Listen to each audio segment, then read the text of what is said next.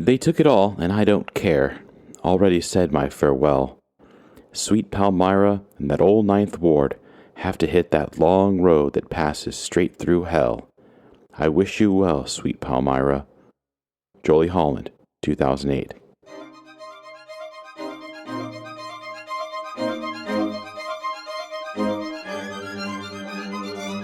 Hello, and welcome to The Wonders of the World, the podcast that visits the great places on Earth to tell the story of our people, our civilization, and our planet.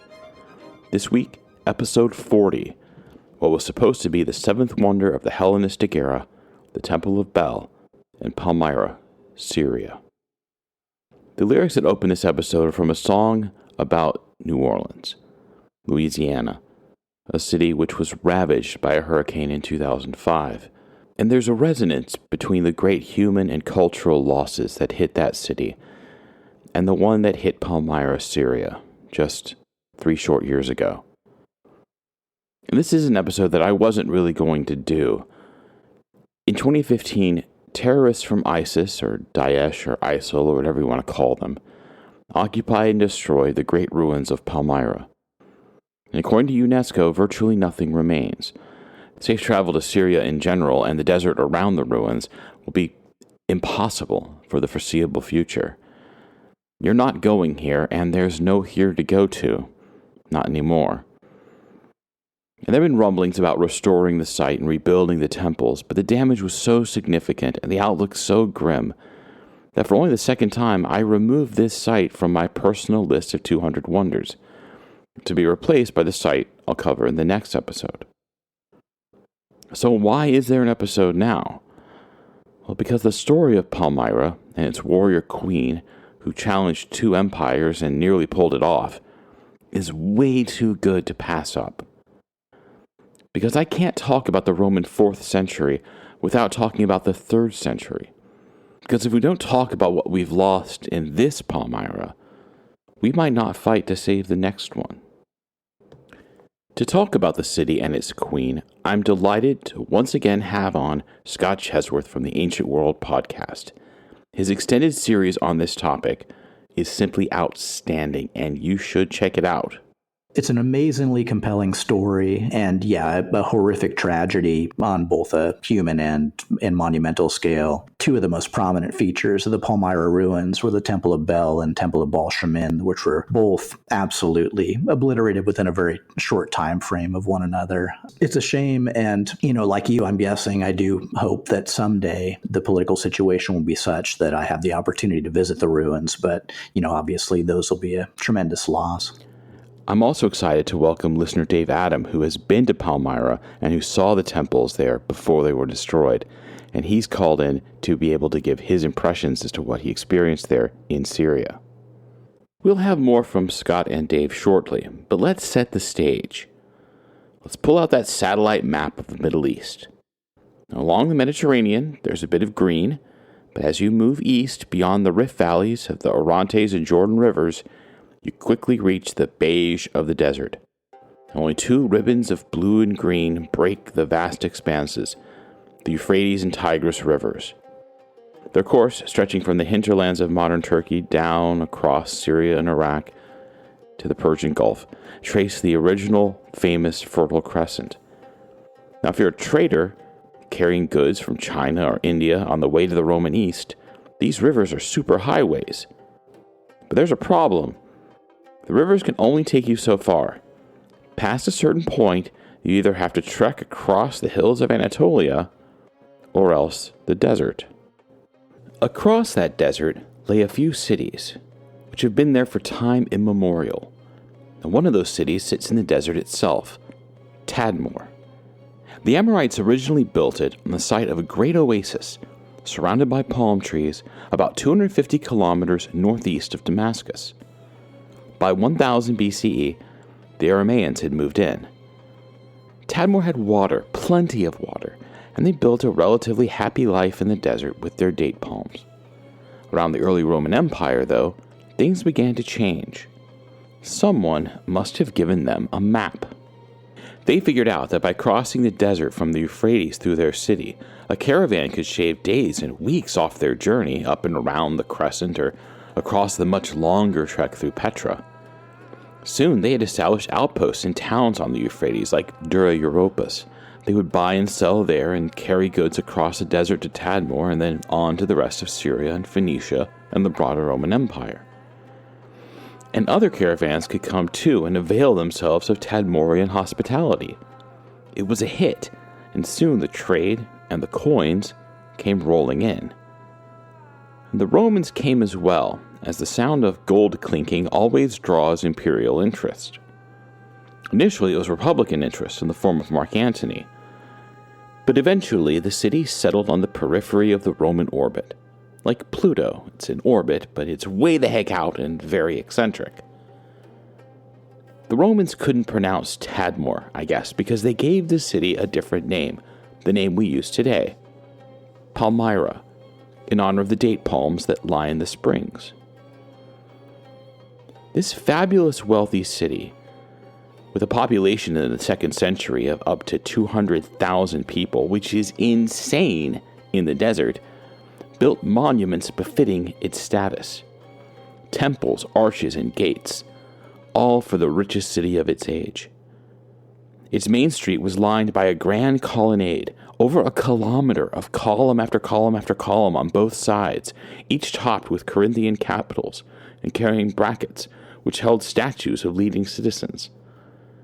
The colonnade ran from the west gate to the great temple of Bel, which honored their local sun god. The temple was a marvel. I called it a Hellenistic wonder, in a way that's true. It was vast, standing on a substantial platform. Okay, that's pretty typical. It had Corinthian columns lining its width and length, just like other Roman or Greek temples we've seen. But the rectangular enclosed space inside the columns was manifestly Eastern. And much like the temple in Jerusalem, it was surrounded by a vast 40,000 square meter courtyard, lined by an immense wall with a stately entrance gate. Its roofline wasn't the typical pitched roof of the Parthenon, for example. Instead, it was flat, with a short tower on each end, all lined with tooth-like triangle prominences, so that it looked jagged. Inside, the strangeness continued.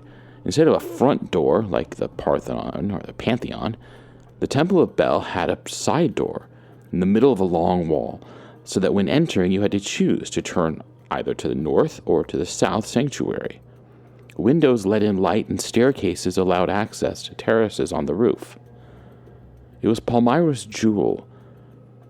And in the 3rd century CE, the city's moment on the world stage truly arrived.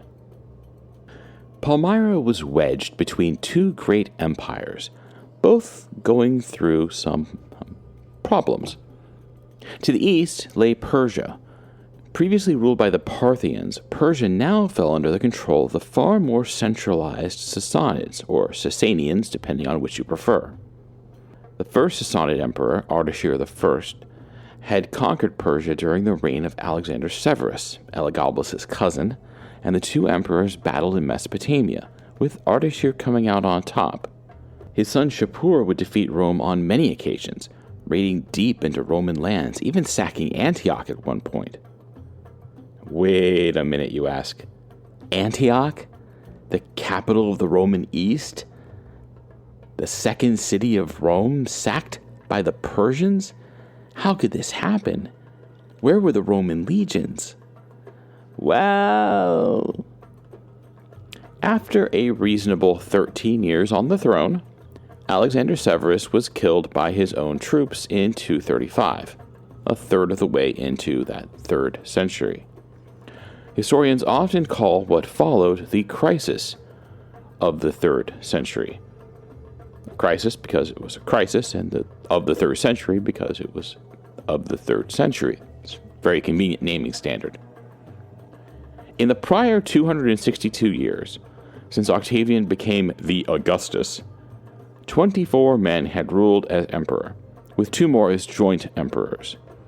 That's an average of 10 years per emperor, and that includes the year of the 4 emperors with our buddies Galba, Otho, and Vitellius, and the year of civil war with Pertinax and Julianus. So even with those guys, He still had 10 years per emperor. The next 50 years would see 22 emperors or joint emperors, and several other usurpers and claimants. 22 official emperors in 50 years, and of those, only one died of natural causes. So, to get us caught up, here's a brief run through. Remember, this takes many episodes of the history of Rome, and each of these fellows gets their own episode on Totalis Rankium. So if you want to go into detail, go visit our friends and be my guest. I'm going to try to do this quickly. Maximinus Thrax kills Alexander and takes over. 3 years later, his tax official in Africa tries to squeeze the landlords and causes the governor Gordian I and his son Gordian II to revolt. The Senate made them both emperor. Maximinus beats them. Gordian II killed in battle. Gordian I suicide. The Senate now appoints 2 senators, Balbinus and Pupienus. He said Pupienus. And also Gordian II's son Gordian III. Maximinus is killed by his own troops, but so are Balbinus and Pupienus. He said Pupienus. Gordian III, age 13, is sole emperor. All that happens in 238. 6 years later, he dies in battle against the Sassanids or possibly killed by his own troops. His prefect, Philip the Arab, takes over. 5 years later, he either dies in battle against a rebel senator turned general named Decius, or he's killed by his own troops. Decius takes over. 2 years after that, Decius is killed in battle with the Goths. His son Hostilian takes over along with the army general Gallus. Hostilian immediately dies, likely murdered, and Gallus takes over. 2 years later, the Danube legions proclaim the general Aemilianus emperor. His forces defeat Gallus's, and Gallus is killed by his own troops. Aemilianus takes over. 3 months later, the Rhine legions come south with their commander Valerian, and Aemilianus is killed by his own troops. Valerian takes over. Whew. So that's 12 emperors in 18 years. But Valerian couldn't settle things down too much, because this is when the Persians sacked Antioch. Leaving his son Gallienus to handle the west, he set off to face the Sassanids. 7 years after taking power, Valerian lost the war and was captured by Sassanian forces and forced to serve as a footstool for Shapur, the king of kings. Gallienus takes over. Valerian, it is said, was eventually forced to drink molten gold, which killed him, was flayed, and had his skin stuffed with straw to serve as a memento. That may not be true, but that's where we are. Gallienus is emperor, and life is a freaking mess in Rome. Because almost immediately revolts flare up across the empire, and every general, colonel, and lieutenant colonel seeks to claim the purple for himself. Gallienus has no credentials beyond being Valerian's son and co-ruler. He's 42, but still untested. And in the first 2 years, 7 revolts break out, including one by a gentleman named Posthumus, which leads to the succession of Germania, Gaul, and Britain as the Gallic Empire. And even worse, Rome is in the grips of a massive plague, the plague of Cyprian, which we think could have been measles or maybe even a hemorrhagic fever like Ebola. At the height of the plague, 5,000 people were dying every day, just in the city of Rome. With all that civil war and disease, it's no wonder the borders weren't terribly secure. Gallienus needed help. The economy was in shambles. The Persians were on the move. The Gauls had already left. Everything was coming up garbage. Luckily, there was Palmyra. They had money. They had supplies. They had foot soldiers, because they had to protect the caravans, right? They even had a leader. His name was Odaenathus. So let's bring back Scott for more on Palmyra. Historically, Palmyra is this little oasis town that somehow becomes a really rich and prosperous oasis town. Despite the oasis not being terribly big, I don't think. Right.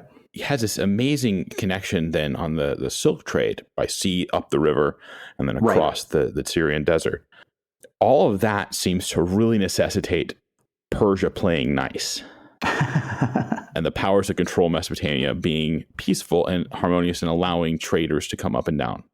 With the rise of Ardashir and Shapur and the Sassanids, how much of Palmyra's military strength comes from dealing with that as opposed to the lack of help from Rome? You're definitely right that the Palmyrines, a large portion of their income traditionally was from the silk trade. There are two main locations where the caravans or where the ships arrived from which the Palmyrines would take it all the way back to Palmyra. The two main entry points were Charax on the Persian Gulf and Seleucia on the Tigris, a little ways up the Euphrates. Okay. And then the Palmyrines not only had extensive colonies in both those places, but they had colonies dotting all the way up the Euphrates. So once the silks came in there, it was all golden and they could just kind of run with it. So everything was pretty good with Parthia up until around the 160s. And that's where Marcus Aurelius got elevated. The fact that he wanted to split rule with Lucius Verus gave the Parthians the idea that maybe he wasn't a strong ruler and they could try to take Armenia. There was kind of a short, sharp conflict over the course of a couple years. And the end result, one of them, was that the Roman general Avidius Cassius absolutely destroyed Seleucia on the Tigris. And the other was that Charax maybe became a bit more restricted as an entry port because the Parthians may not have been too happy with Rome and Rome-allied states. The Palmyrines weathered that phase okay. Sure. But when the Sassanids came to power, when Ardashir came to power, they just, right off the bat, like a zipper, they just rolled up all those Palmyrene trade colonies all along the Euphrates and basically said, get out. We want nothing to do with allies of Rome. We're going to take more centralized control of this stuff. So it was a major crisis for the Palmyrines. Right. You look at the period when Odaenathus first came to power. That was right after the Roman Emperor Gordian III had been killed by Shapur. Philip the Arab was with his tail between his legs, getting ready to go back west.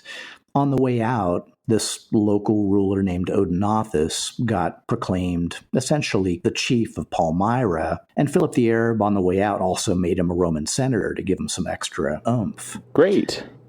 And that's kind of when Odaenathus began his climb power-wise. One of his other great bumps was, again, the next major Roman emperor to come east was Valerian. And we all know what happened to him. I mean, he was taken captive alive by Shapur. I think the decision was made with the track record in the east of some of these campaigns that Palmyra couldn't really rely on Rome to secure the frontier with Persia. At all. They kind of had to take a little bit more responsibility on themselves. And the Roman emperors recognized that. And here we're mainly talking about Gallienus. He was Valerian's son. And in the period after Valerian's capture, for literally the next 15 years, aside from usurpers and the break-off Gallic Empire, he was the main player. Which is, fascinating to think about. Because he's like this one guy who he lasts longer than anyone else during the crisis of the 3rd century. And he does so by basically saying, you know what, I can't handle it. Palmyra, you go ahead and take the east. It's fine. Posthumus. Yeah, you want Gaul, you fine. Gaul Britain, you take that. That's fine. Just leave me Africa, leave me the grain, and I'll just sort of hold the fort and we'll weather the storm and then we'll see what happens. Yeah, it's true. I mean, it's maybe not necessarily all on him, but Gallienus doesn't have what's needed to reunify this empire. And he plays a very practical game. He's like, I can't do anything about Odaenathus, so I'm going to promote him. I'm going to make him legitimate. I'm going to make sure he's still subordinate to me in all legal aspects, etc. But he eventually elevates him as far as this rule called Dux Orientis, which can be taken a few different ways. But one legitimate way to take that is essentially giving him the Eastern Imperium, basically giving him rule of all Roman territories, maybe as broad as from Cilicia down to Arabia Petraea, not Egypt, because that's always going to be a Roman emperor-controlled region. But So he just keeps elevating him up and saying, as long as you are protecting us from the Persians and nominally paying obeisance to me, yeah, do what you want. I got other problems. I got usurpers popping up every week. I've got this whole Gallic Empire right next door that you got to try to focus my energies on and to try to reclaim. So Gallienus was a hands-off guy. He gave Odaenathus carte blanche to run the East. Odaenathus came from a family of wealthy merchants, and he had risen up during the early years of the crisis. But now that Valerian was dead and the empire under great threat, he took over. He declared himself king of Palmyra and attacked the Persians. And he won. Twice. Marching all the way to Ctesiphon on the Tigris. One of the consequences of him being left on his own to manage the East was, okay, all your trade is being blocked up by the hostile Persians. And now you're in control of this whole East. You've got to pay for this. You've got to maintain the army. You've got to, and yes, there's taxes and things like that you can collect.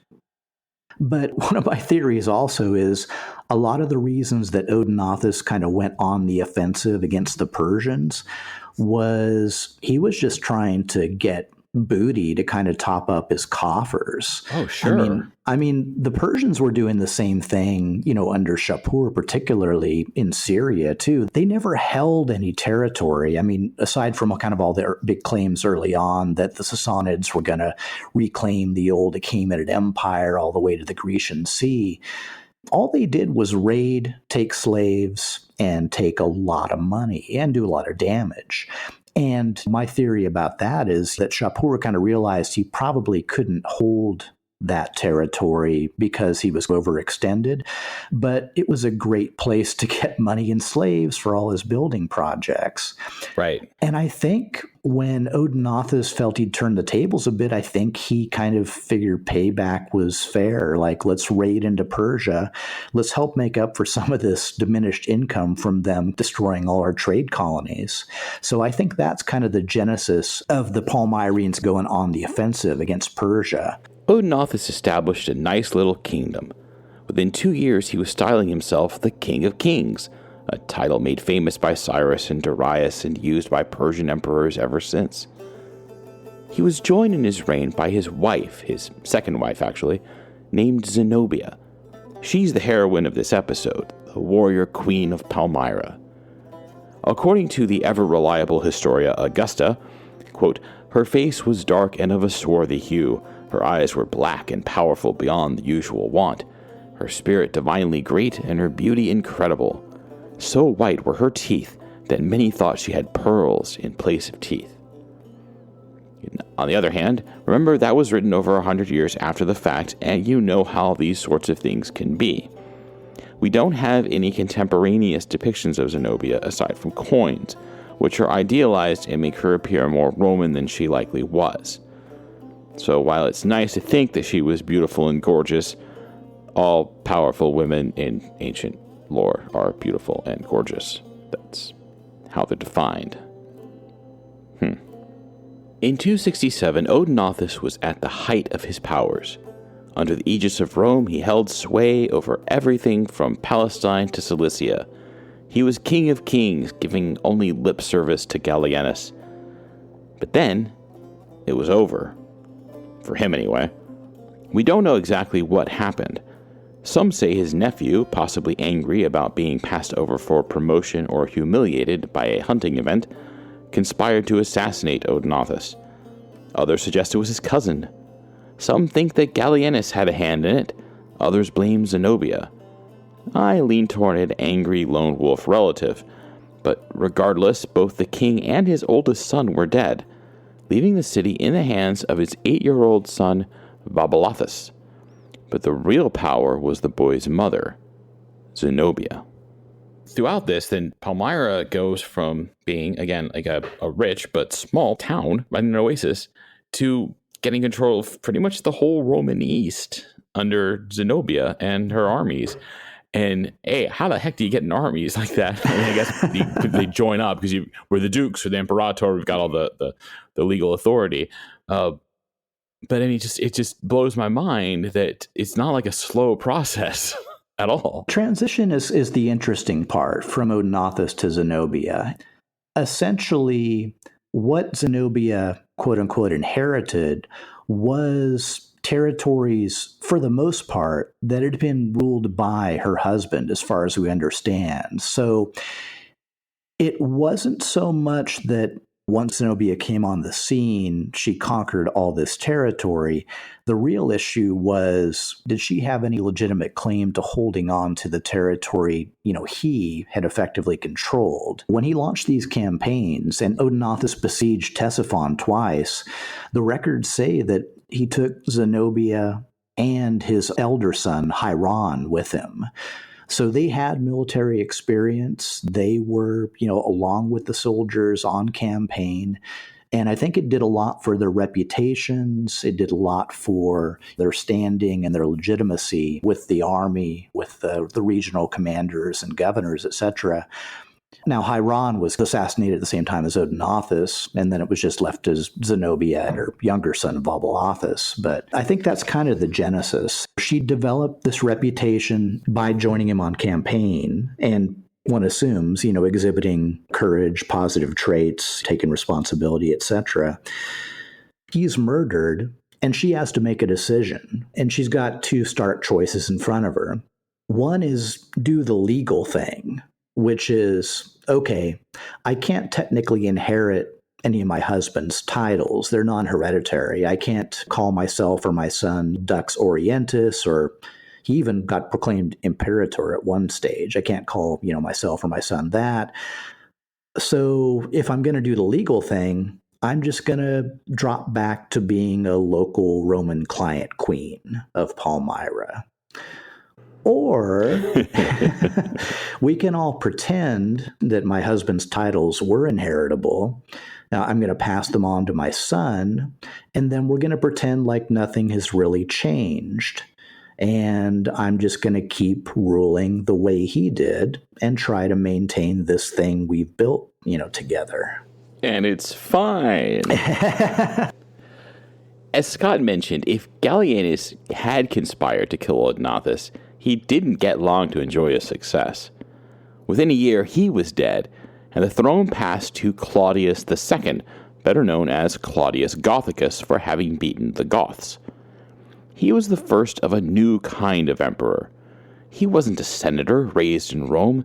He was an Illyrian from what is now Serbia. He was a rough and ready soldier, having been a soldier his whole life, and he led like it. When Zenobia took over power, we don't really know what Gallienus thought about it because he got murdered himself pretty shortly afterwards. Right. And then Claudius Gothicus took power, and there is a strange and super cryptic mention in the Historia Augusta. So the Praetorian prefect for Claudius Gothicus was a guy named Heracleanus. He'd also been involved in the murder plot to kill Gallienus, etc. Claudius apparently, quote unquote, sent Heracleanus off to the east to take up the fight against the Persians. But there's this line in the Historia Augusta that says this. It says, "This Heracleanus, however, on setting out against the Persians, was defeated by the Palmyrines and lost all the troops he had gathered. For Zenobia was ruling Palmyra and most of the east with the vigor of a man." If you read between the lines, it sounds like Claudius may have been sending Heracleanus to go take Palmyra back under the pretense of, we're just sending him over to fight the Persians. Zenobia caught on and sent him packing back home. If that's true, what that means is Zenobia probably developed the impression that, hey, I drove off a Roman army. Maybe Roman emperors, Roman armies aren't anything I really need to worry about all that much. And then shortly after that, there was some kind of skirmish with the Persians because her son took the title of Persicus Maximus. And then Claudius Gothicus took the same title at the same time. So that kind of shows he was acclimating to the reality of Zenobia ruling in the East. Like, okay, well, I'll just take advantage of her victories. This is, again, subject to speculation. But if she literally just won victories against a Roman army and the Sassanids, maybe there's no reason for timidity. Maybe you can start thinking grander, and maybe that leads to her idea to conquer Egypt. Sure, absolutely. Yeah. I've got the most powerful force around. Right. Get control of Egypt, get control of the grain supply, then I can talk terms to Aurelian, Claudius, or whoever came after Claudius, eventually Aurelian. Claudius got the plague. After big victories against Alemanni and the Goths, he caught the plague that had ravaged Rome and died 2 years after taking over. So now his brother Quintillus was emperor. Now Zenobia had had enough of these weak and insignificant emperors. Quintillus didn't look any better than Claudius. In fact, he looked worse. So she started her move. She took Arabia, and then Egypt, and then Anatolia, all in the name of Odaenathus, and all under the aegis of the empire. Quintillus lasted somewhere between 3 and 6 months, and in those months he did nothing to stop Zenobia. And then he killed himself, or else his troops killed him, under pressure from a new usurper, the general Aurelian, yet another Illyrian. Aurelian was different. But Zenobia didn't know that. She declared Odaenathus emperor, and herself Augusta. Gallienus goes, and then there's Claudius, and of course then he gets the plague, and then his successor lasts for like a week or two, and then Aurelian comes in, and she's like, well, we'll start making coins. We'll have all this stuff. We've got Aurelian on the front, and we're on the back, and we're great. Right. We're all chums here. Aurelian, very interesting person, right? He's called the emperor that Rome needed at the time, like the necessary emperor, right? He reunites the empire, puts the Gallic Empire in its place, comes for Zenobia. And why did he have such a visceral dislike to this power sharing which had gone on and which would end up becoming the standard with Diocletian and the formalized split of the empire? What was it about Aurelian that made him successful in combining the empire again? But why did he even bother doing it? Well, it's a good question. I think maybe it's a matter of thinking it's your destiny. Maybe it's a matter of being the first emperor to come along in a while who actually had both a little bit of a window to try to accomplish some of this stuff, as well as loyal enough legions. And for loyal, you can read he scared the heck out of them with his extremely austere discipline. Knowing anything about him, I think he would have had zero interest in sharing power with somebody that maybe he considered an equal was one thing, but essentially a queen with zero, legal Roman legitimacy, and especially somebody who had just invaded both Egypt and conquered Egypt, and was currently in the process of invading Anatolia. Aurelian first took care of business on the German border and then came east. Before Zenobia knew what hit her, he was already at Byzantium. He marched through Anatolia as each city promptly threw their doors open to him. They had no long-standing loyalty to Palmyra. The first town that resisted was Tyana, near the Cilician gates. Aurelian had a nasty temper. He shouted that in this town he would not leave even a dog alive. Well, that inspired his soldiers, as they expected some high-quality plundering. But it also steeled the resolve of the town. Might as well fight to the death. He's going to kill us anyway. Finally, a local let Aurelian's forces in through the back door. But the emperor held them off. He knew that the only way he could reunite the empire was to channel Caesar and show some mercy. Tyana would be spared. The soldiers protested. You said not even the dogs would live. Well, kill the dogs then. And the traitor. Can't stand traitors. The soldiers actually laughed at this. Now, I don't know if they gleefully killed the dogs, but they seemed to appreciate Aurelian's sense of humor. The rest of the East got the message too, and Zenobia withdrew her forces to unite at Antioch. There, her troops, equal to Aurelian's and more knowledgeable of the terrain, would make their stand. Zenobia's cavalry, called cataphracts, were like tanks. They were heavily armored and impossible to stop. Usually. Aurelian figured out a plan. He waited until midday, which is hot in Syria, and then made his light cavalry engage the Palmyrines and then run away. The Palmyrines thought they had the Romans on the run and chased them, until finally the hot sun exhausted the armored cataphracts and their horses, and they just collapsed. Made them pretty easy pickings at that point. Well, that was it for Zenobia. She withdrew the rest of the forces to Emesa, lost there as well, only this time it was her infantry that failed, and then her final last stand in Palmyra. Now, Aurelian didn't want to destroy Palmyra. He needed it to defend the east. Remember, the problems that Gallienus had suffered hadn't gone away. The Persians were still there. The empire was still recovering from disease and war. Aurelian needed a strong Palmyra. He just wanted that Palmyra to be loyal to him. So he tried to convince Zenobia to come quietly. He wrote a letter. He says, "From Aurelian, Emperor of the Roman world and recoverer of the East, to Zenobia and all those who are bound to her by alliance in war. You should have done of your own free will what I now command in my letter. For I bid you surrender, promising your lives shall be spared, with the condition that you, Zenobia, together with your children, shall dwell wherever I, acting in accordance with the wish of the most noble Senate, shall appoint a place. Your jewels, your gold, your silver, your silks, your horses, your camels, you shall all hand over to the Roman treasury. As for the people of Palmyra, their rights shall be preserved." Zenobia wrote back, "From Zenobia, Queen of the East, to Aurelian Augustus. None save yourself have ever demanded, by letter, what you now demand. Whatever must be accomplished in matters of war must be done by valor alone. You demand my surrender as though you were not aware that Cleopatra preferred to die a queen rather than remain alive, however high her rank? We shall not lack reinforcements from Persia, which we are even now expecting. On our side are the Saracens, on our side the Armenians. The brigands of Syria have defeated your army, Aurelian. What more need to be said? And if those forces then which we are expecting from every side shall arrive, you will to be sure lay aside that arrogance with which you have now commanded my surrender." Aurelian was displeased, and the siege was on.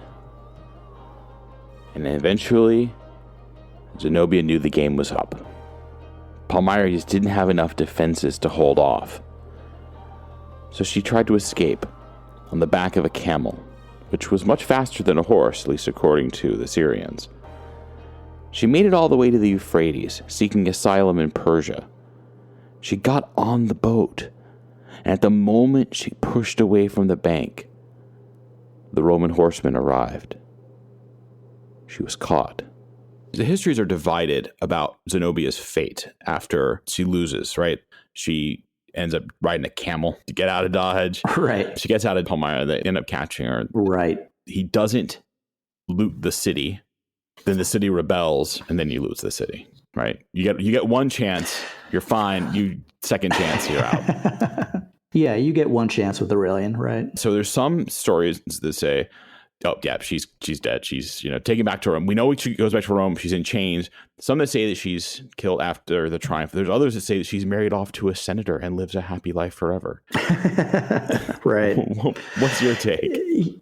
Yeah, it is funny. I mean, obviously I have no inside knowledge, but you got to try to go with the reliability of the sources. And oddly enough, one of the typically most reliable sources, who's Zosimus, is the one that kills her off earliest. He basically says she essentially starves herself on the boat back between Asia and Europe. And then all the other boats sink. So basically, I guess that would be her son going down to the depths along with all the, other folks there. But unfortunately, and I guess that's a weird way to put it, but unfortunately, I kind of believe the story that she probably lived a long, if not necessarily happy life in kind of gilded exile at some villa outside of Rome. And her story is a compelling one because it has all these interesting elements about making this defiant stand against, these superior forces and this unstoppable force in the name of Aurelian, essentially. She does a lot of very heroic and commendable things. And I think some of the battles that she loses are not lopsided defeats. They're essentially near things. So it is something where if you're Aurelian, you see the hand of the gods tipping the tide a certain way. But her last desperate action when Palmyra was besieged, like you say, was mount a camel, ride for the Euphrates, and try to enlist the help of the Persians. And I mean, the Persians were the bitterest foes of the Palmyrines for decades. And to kind of have it to that level of desperation just kind of shows you how far things had gone. So let's think a little bit about Zenobia's legacy. You think about the Eastern women and how Eastern women have been portrayed in Roman histories, like Cleopatra, devious Eastern succubus from the from Egypt. You have Berenike, who's trying to seduce Titus with her sorcerous ways. You have the various Severan women in their control of the empire and all the things they're doing. But Zenobia is shown as this warrior queen, great fighter. Like, it seems so positive, relative to every other Eastern woman we've met in Roman land. It's true. I mean, the Roman sources, they love Odaenathus. Like, they trip over themselves about how he saved the empire, how his name was enough to make the Persians tremble. And so you'd figure once he was killed, even if Zenobia did a so-so job, you'd figure they wouldn't have a lot of great things to say about her. But all the sources basically compare her to Odaenathus. They're like, he died and she took up the thing and did just as good a job. You got the Historia Augusta saying she surpassed in courage and skill, not merely Gallienus, but also many an emperor.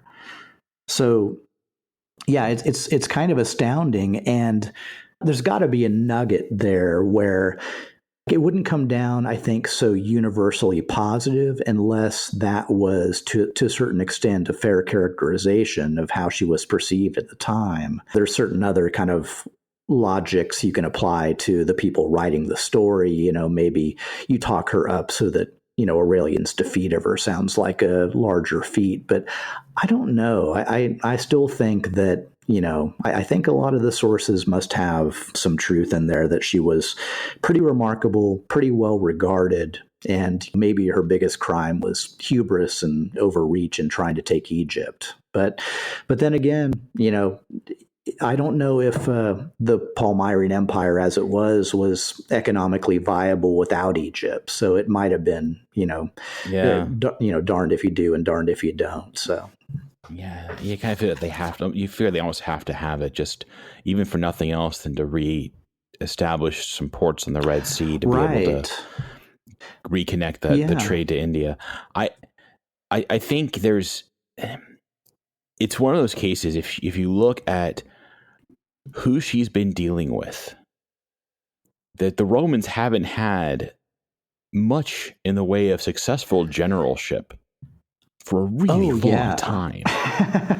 You kind of figure it's worth the gamble, and I don't blame her for it. I mean, I think she ultimately came up against, again, that unmovable rock in Aurelian that was, or unstoppable force, because is the right word. Yeah, you highlight another great point, which is her whole life, she hadn't seen a successful emperor in the East. She'd never witnessed such a thing.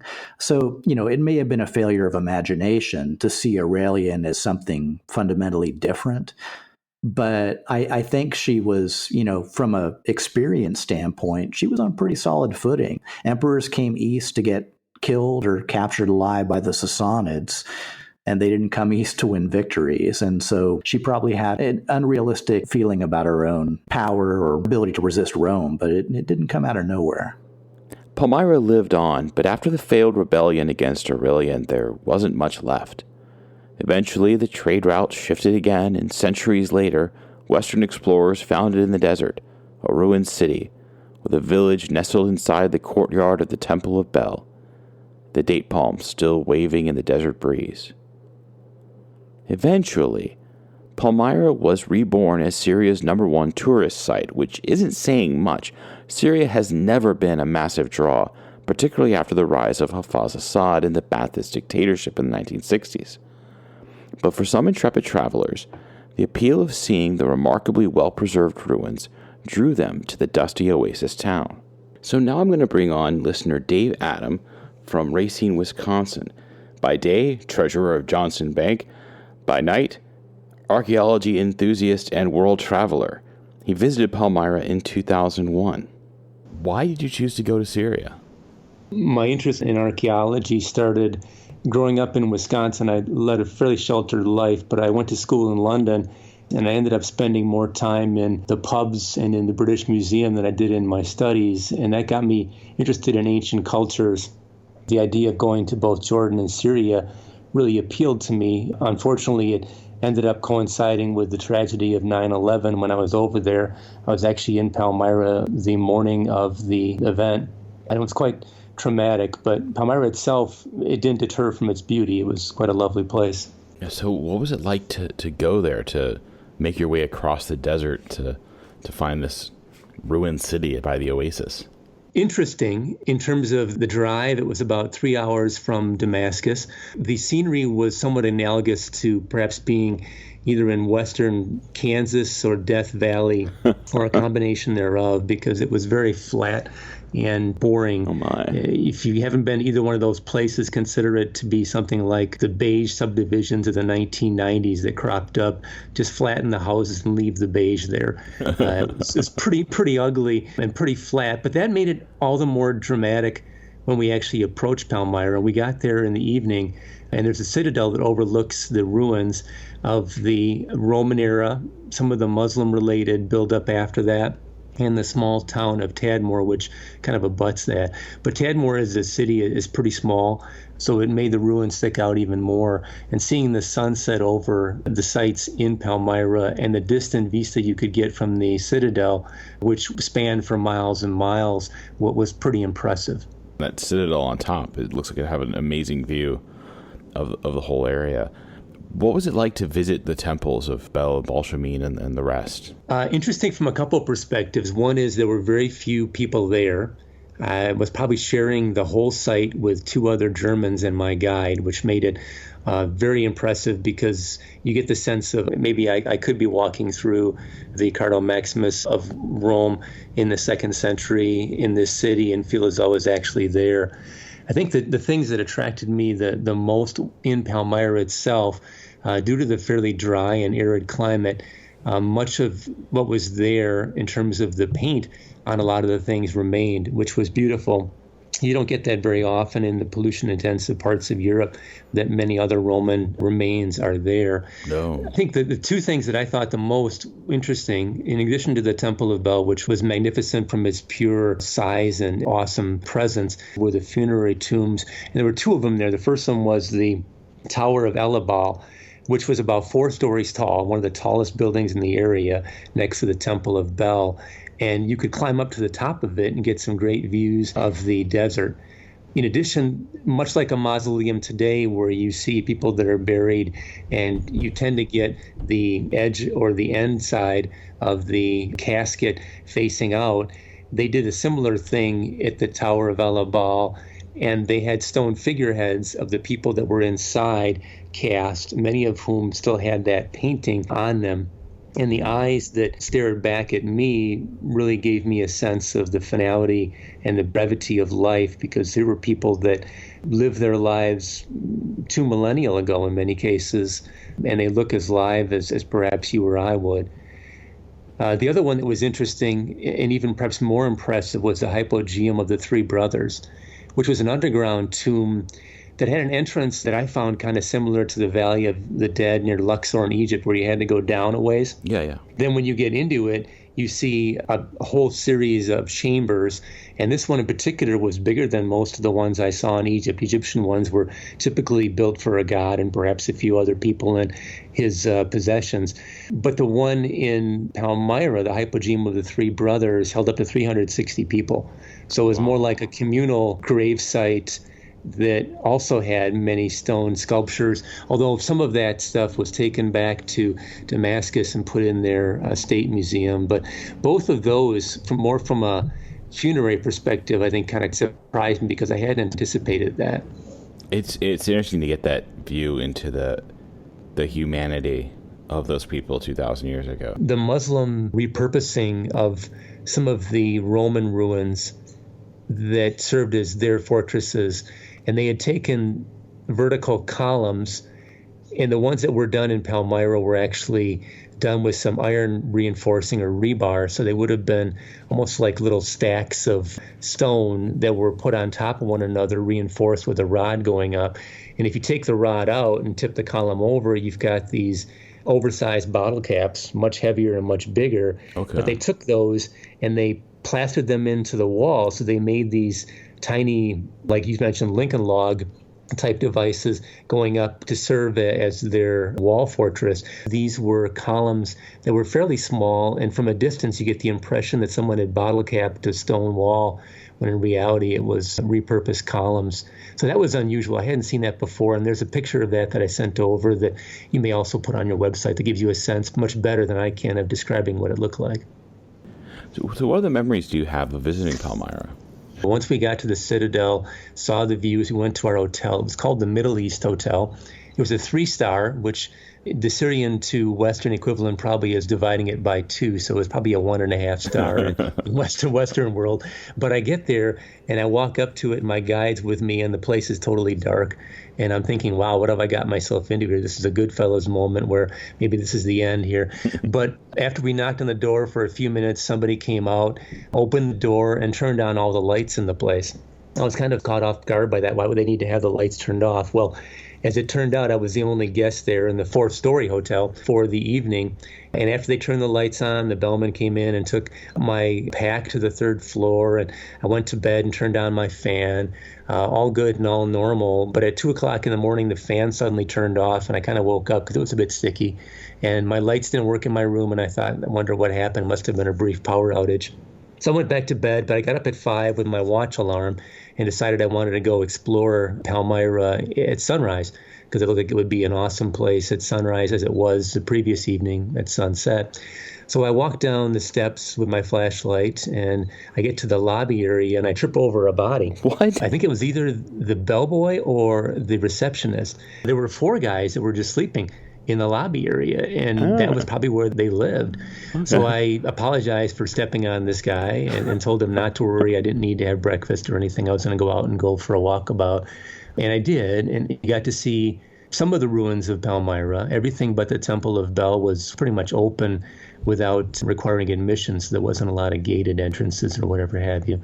And you could see as the sun was rising, things went from a rusty color to a bright pink, because the sun, in a fairly flat environment in the desert, without a lot of trees to impede upon the color spectrum, and without a lot of light pollution, or air pollution, I should say, seeing some of the colonnades and the columns themselves that were unlike the typical things I would see in Rome that were fairly plain until you got to the top where it would be a Doric, Ionic, or Corinthian temple. Mm-hmm. These were sort of grooved in a curved manner, almost to give the impression of a tree, because there weren't that many trees out in that part of the desert. Mm. And I think what they liked to do was, in some respects, mimic what they didn't have. They had a lot of stone, but not a lot of trees. So they made these columns in a columnar fashion. They created a spiral going up to the top that gave the appearance from a distance of a tree. So I thought it was kind of interesting. I was kind of meandering about. I ran across a Bedouin woman who invited me to come over, and I did. It was about 7:30, and I thought I would interact with her a little bit. And she took me into her small house/hut that had 4 little boys running around. They were ages 6 to 12. We couldn't communicate. She didn't speak English. I didn't speak Arabic, but we did kind of talk via sign language. Mm-hmm. She gave me some tea, and I gave her some money. And her kids really wanted my flashlight. They were all hip on that, but I didn't give it to them because after having the previous experience from the last night, I thought this is the only flashlight I've got. I did give them some of my pens and so forth. But as I thought about it then, and much more so later, I had 2 boys that were 5 and 6 at the time, and they were both taller than these guys who were from 5 or 6 to 11. So these kids were short. And thinking about the struggles that Syria went through in the decade and a half that has followed, I wonder what happened to those kids. You sent a picture, and we'll have that on the website. These boys, and they look, smart and vibrant and enthusiastic. And then, you think about where they might be today if they have made it through. And it's just the scale of the human tragedy as much as the archaeological tragedy of Palmyra. When you were in Syria, were there any other places that you visited that were really intriguing or interesting? A couple. There's quite a bit to see in Syria, which makes what's happened there so sad. And much of it probably isn't in the same state as it was back in 2011. There's a city called Basra that's there, which has a theater that seats about 15,000 people. It's probably one of the best preserved theaters in that corner of the Middle East / Mediterranean. What makes it so well preserved is that it's been used pretty much in continuous operation since that time. And around this theater are built a series of houses and shops and so forth. So when you approach it, you come into it thinking this is a subdivision / a Middle Eastern strip mall of sorts, but a little bit higher in scale in terms of probably 4 or 5 stories. So I walked up to it and my guide said, "Okay, I want you to turn around." So I said, "Okay, I'll turn around. And I want you to take 15 steps backwards." And I thought, what's he going to have me do here? But I did it. So I took 15 steps back and he said, "Okay, turn around." And I turned around and it was this beautiful theater that had the seats that were as well preserved and sort of in a grayish, blackish kind of color, where many of the stuff that we saw in Syria was more beige and tan. This was grayish black, as if it had been sooted through the passage of time and pollution and so forth. Also in Basra, there was a couple of other neat things. I think the other one that stuck out to me was the Crypto Porticus, which is sort of a semi-below ground area where merchants held their goods. And at the cardo level, they would actually sell it, but they would store their stuff kind of in, quote, the basement, which would be a level below the main street level, probably because it would have been cooler. And it was also out of the way, so real estate probably would have been in a prime at the cardo. Yeah. And the other piece that's a little bit less well known were the dead cities, which were these Byzantine churches, maybe citadel / castles, that have since fallen into disrepair and hardly anyone visits them. And in fact, they become lived in by local Syrians, at least they were back in 2001, where you could be walking through these ruins and seeing these churches and semi-castles, and they happen to have had clotheslines on them, clothes hanging on them. People were living in them. So that was sort of interesting to walk through that part of it. But then came the Syrian civil war and ISIS. In 2015, they drove government troops from Palmyra and set explosives all over the ruins which stood between the town and the withdrawing government troops. This was common practice. What wasn't common practice was the explosions. ISIS would typically sell art and antiquities to fund their campaign, as brutal violence and genocide generally don't provide meaningful economic development. But the Palmyra-born 82-year-old archaeologist Khalid al-Assad, not related to dictator Bashar al-Assad, had carefully packaged and sent out the artifacts from the museum before ISIS arrived. For his dedication, he was beheaded in the central square, and the temples of Bel and Bal-Shamin obliterated. The government has since retaken the city, but the loss of al-Assad, who loved his city so much, he named his daughter Zenobia, and the temples he spent his life caring for, those are irreplaceable. I don't feel much like talking about food, but a gimmick is a gimmick, so here we go. While you were in Syria, was there any sort of food that jumped out at you? You know, I like the food on the show. I'm afraid I'm not the culinary expert that I should be on that one. We had a lot of different kinds of things. Much of it for breakfast were the typical Middle Eastern fare of vegetables, tomatoes, cucumbers, hummus, a few sweet pastries. But I think the things that stuck out to me the most probably were twofold. One of them was my guide and driver who I hired were very willing to give me food of theirs and to try different things, whether it's pistachio nuts or little pastries here or there. So I happen to have taken along some blueberry bagels with me from the U.S. In reciprocity, I said, here, I'd like to give you guys try something that's called a bagel. And neither the guide or driver had seen a bagel before, and it caught them off guard. So they began to pepper me with questions like, well, does it have alcohol in it? What's it made of? Can I eat this? What should I do?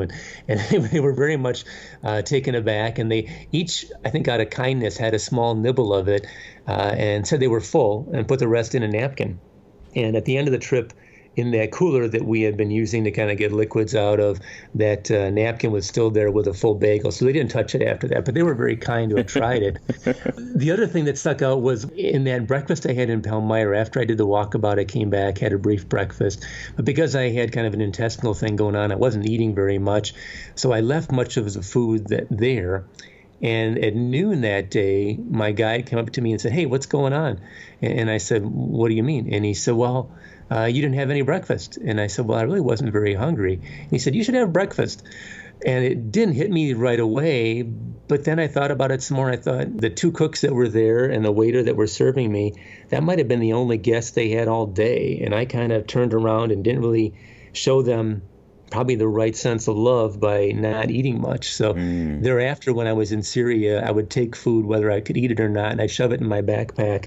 And sometimes I ate it, sometimes I gave it to the birds, sometimes I threw it out, but at least I showed good faith by taking food, whether I wanted it or not, so they felt good on their end. There were a lot of nice lamb dishes and chicken kebabs, so they were good at the lamb and chicken side of things, and the vegetable side was also pretty good, but no single dish sticks out to me as being awesome. That's all right. No, that's a good view. The point about hospitality, both the receiving and the taking, is a really good one to think about. We'll take the bagel even though we don't really want to try the bagel. Thank you profusely for it. And then, the same way, it's, if you're offered it, you really need to take it even if you just don't feel like eating. How important it is to show your gratitude for it. That's great. Syrian food is very much like Lebanese, Jordanian, Palestinian, Israeli, and Turkish. You know the drill by now. I'd like to talk today about the art of eating a Syrian meal, particularly the beginning, the mezze. The mezze is a giant spread of appetizers. It's popular across the Eastern Mediterranean, but it's de rigueur in Syria. What's in a mezze? Everything! You have spreads like hummus and baba ganoush. You have pickled vegetables like olives. You have meat dishes like stuffed grape leaves, or veggie dishes like little marinated eggplants stuffed with walnuts, and raw vegetables like radishes. And all of the above, all with freshly baked bread so you can mix and match and grab and do your thing. And after the mezze comes salad like tabbouleh, which we'll talk about in a few weeks, or fattoush, which is basically a basic salad with a minty vinaigrette and fried chunks of bread, croutons. Then your main course is a meat of some sort, maybe kebabs or chicken nicely roasted. And finally dessert, where honey, sugar, and dates bring a sticky deliciousness. The most famous dessert I'm saving for a later episode because it was invented in Istanbul. But in the meantime, since Palmyra was, and maybe someday will be again, an oasis town filled with date palms, let's talk about mamul, cookies stuffed with dates. Typically eaten for Eid after Ramadan, or for Easter for the Christian population, which is about 10% of Syria, mamul are sweet delicacies to reward having fasted during Ramadan or Lent. Basically, they are shortbread cookies, not too sweet, filled with an orange water-scented date puree and dusted with powdered sugar. There's a whole ritual to making these, including a specifically designed wooden mold to shape them. You can use your hand, but the mold looks really cool if you can find one. I'll have a recipe on the website soonish. One last thought on Palmyra and Zenobia. The destruction of the temples of Bel and Bashamin is not just the wanton annihilation of Syrians' cultural heritage, the destruction of the sort of place that a future Syrian economy would need to bring in hard currency. It's an attack on all of us. Medieval authors like Chaucer thought Zenobia was a myth. And now that we know she was real, we're richer for remembering, and poorer for having lost the physical connection to her, to temples she would have prayed in. Unfortunately, ISIS is not alone in the world in seeking to destroy the past to create a new future. Throughout history, we've had book burnings. One of the reasons so few sites, artwork, and literature remain from antiquity is the wanton destruction by Christians seeking to cleanse Roman civilization of its pagan roots. This sadly isn't new, but we can always hope and pray that Palmyra is the last time. It won't be, but we can pray. The crisis of the 3rd century will continue. Aurelian, builder of the Roman walls, reuniter of the empire, great as he was, crucial as he was, only lasted 5 years before he too was killed by his own troops. One of his most lasting achievements, interestingly enough, was naming a town in central France. We call it Orléans, but Aurelian, which means that the city we started the episode off with, the one whose Palmyra Street was ruined by that hurricane, New Orleans, Nouvelle-Orléans, bears the name of that very Aurelian. But New Orleans is back, as is Palmyra Street. And that gives me a tad more hope. Get it? Get it? Tad more? Oh, that's good. You know that's good.